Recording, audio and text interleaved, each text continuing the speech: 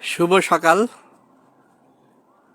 এই মুহূর্তে গতকালকের পরে আজকের অবস্থাটা দেখাবার জন্য আমি ক্যামেরা অন করেছি।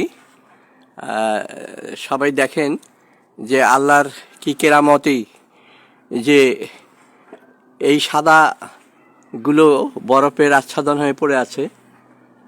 এগুলো মানুষ এইভাবে কখনো সৃষ্টি করতে পারবে না, যেমন সৃষ্টি করেছেন আল্লাহ তাআলা নায়াগ্রা জলপ্রপাত। এটা না দেখলে বোঝা যাবে না যে আল্লাহ তাআলার কি সৃষ্টি।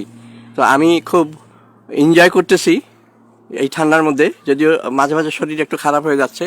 তো আমি সবাইকে এই দৃশ্যগুলো দেখাবার জন্যই মূলত আমি এগুলো করি। আমাকে সকালে দুইজনে কল দিয়েছে ঢাকা থেকে যে স্যার কালকের পরে আজকে কি অবস্থা, আপনি একটু দেখান। তো এখন 12টা বাজে এখানে।